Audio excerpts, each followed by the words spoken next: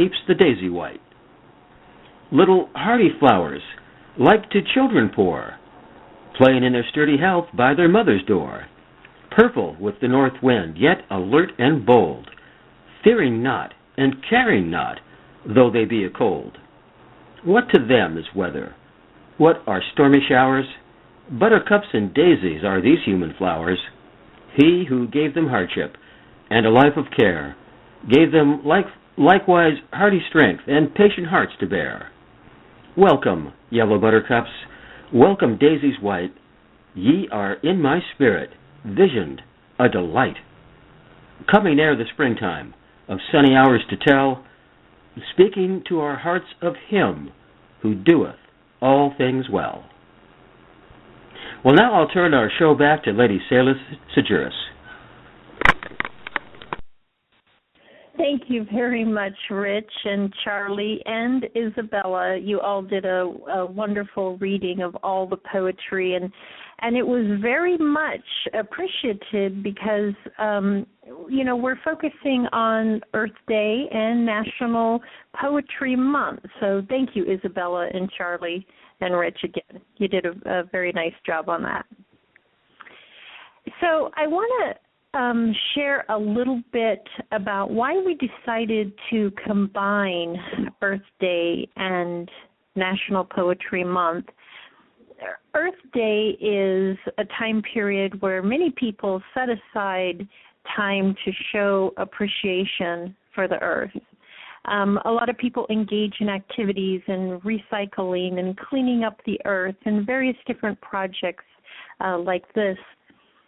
And we thought that poetry are words that are written for all time.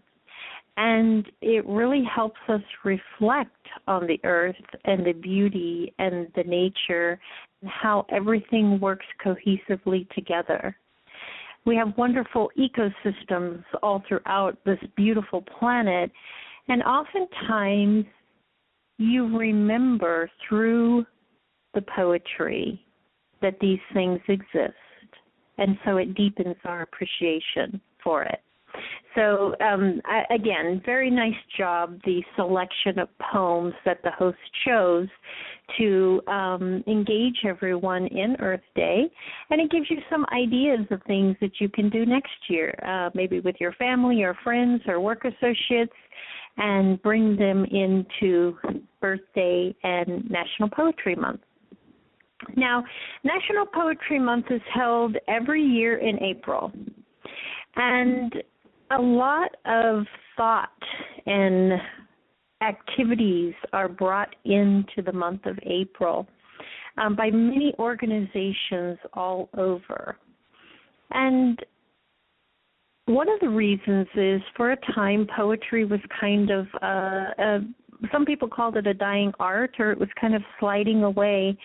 And many people took a great interest in poetry and said, we can't let that happen. And so one of the things that came out of all the efforts for all these people coming together and saying, poetry is a wonderful art. It's a wonderful way of expressing ourselves. And so we need to keep it alive. And so one of the things that came out of that resurgence of poetry is to create more events surrounding poetry. So one of the people we want to mention tonight, or organizations, I should say, is the Library-of-Congress. Now, recently, they sent me the March-April issue, and it was an issue specifically printed in time to coincide with National Poetry Month this April. And the magazine presents articles and information about its own poetry program and resources. So I'm going to share a little bit of that information with our listeners tonight. The Library of Congress has done a tremendous amount of work to support the arts. And through its poet laureate consultant in the poetry position, It's the only federally funded position for literary artists in the entire country. They also have a history of high-file programs, initiatives, and awards. And the library's collection of poetry stems from America and all around the world, but it's extensive. And poetry plays an essential part in the library's mission to further the progress of knowledge and creativity for the benefit of people who want to help and be a part of this.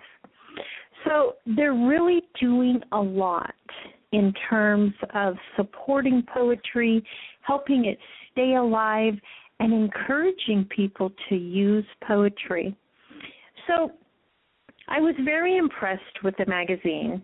One of the things that I really enjoyed of this month's magazine is on the front cover, the motif that's here. It has a little saying I want to share with everyone.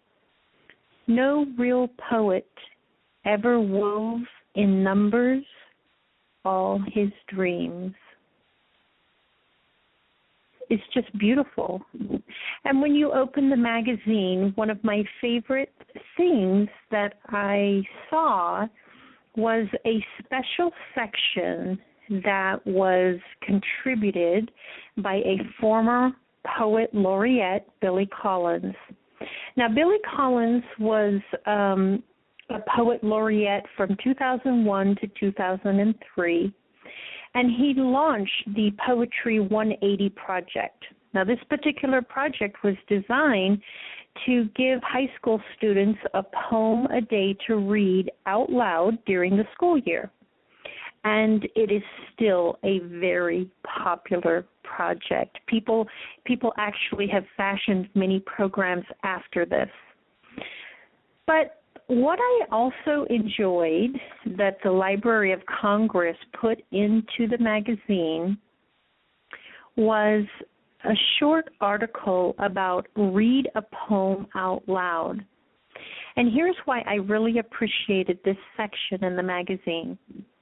I've heard from many people around the world. As you know, our program is heard in over 108 countries now. And some people will say, sometimes I like to hear poetry, but most of the time not. But most of the time it ends up being they don't know how to read poetry.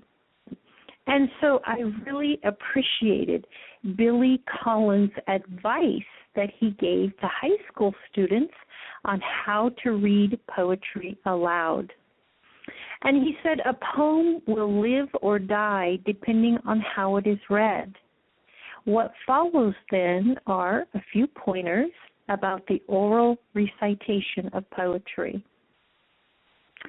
So I'm going to share some of those basic tips because I thought what he was teaching to high school students is beneficial also to middle school students, elementary students, college students, and for adults themselves. Because oftentimes you can read something, but when you read it aloud, it takes on a little different persona. So I want to share this with everyone, and I also want to thank the we had special permission to present this on the air tonight, and from the Office of Communications through the Library of Congress. So I want to say thank you for allowing us to share this with our listeners tonight. So here's a few basic tips. Read a poem slowly. When people read rapidly, nervous readers will tend to do so just to get the reading over with. So I thought that was one of the best tips on reading poetry. Read a poem slowly. Also, reading a poem slowly is the best way to ensure that the poem will be read clearly and understood by its listeners. Read it in a normal, relaxed tone of voice. It's not necessary to give any of these poems a dramatic reading as if you were on a stage. Poems that are written in a natural style should be read just that way. Speak clearly and slowly, and let the words of the poem do the work. Poems come in lines, but pausing at the end of every line will create a choppy effect and interrupt the flow of the poem's sense. You should pause only where there is punctuation, just as you would when reading prose, only more slowly. And then use a dictionary to look up unfamiliar words and hard-to-pronounce words, and read with conviction. You need to know at least the dictionary sense of every word, and sometimes it's good to write out words phonetically as a reminder of how it should sound. Now, there were several things in here that I really took away from how you read poetry and how to let the words themselves work. And you're just the vessel that those words are coming through. And try to relax when you're reading poetry. It'll be much more enjoyable. And then I also liked about using dictionary. Everyone who picks up poetry, especially there's poetry from different lands and different countries, and we don't always understand what those words are. And so it's a way to build on your vocabulary. And then as you're starting to write your own poetry, you have more to choose from. It's adding to your, extended vocabulary, and it's always good to learn new words. So there were so many points out of here, and I just thought it was good tips for everyone on learning to read poetry. There's also a poem that was written by Billy Collins called The Introduction to Poetry. But I will let our listeners search that out and take a look at that poem written by Billy Collins. And a thank you to the Library of Congress for sending us this wonderful magazine and all the hard work that went into it for National Poetry Month. So I'm going to end the program tonight by a final poem entitled Marsh Woman Watches Over.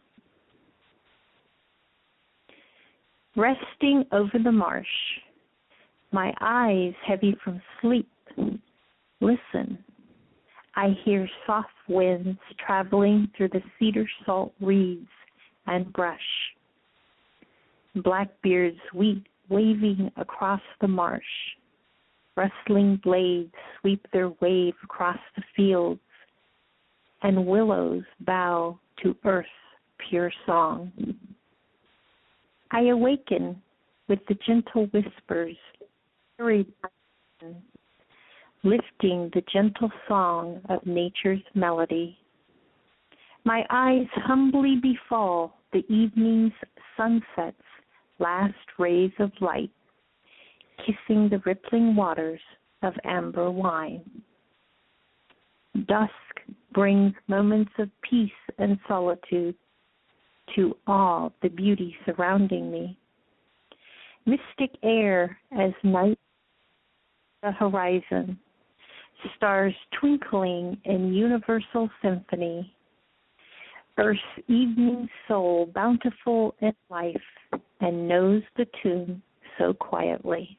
That was written by myself, Lady Selah SuJuris. So I really wanted to thank everyone for being a part of Earth Day and National Poetry Month and joining us on this program tonight. And I want to thank all the hosts who did a wonderful job sharing Earth Day type poems and helping us out on the program. And we look forward to having everyone come back to the program for our Storytales presentation, our comic book presentation, our Marble Award book presentation with Losing Elizabeth. This is Lady Selah SuJuris saying good night.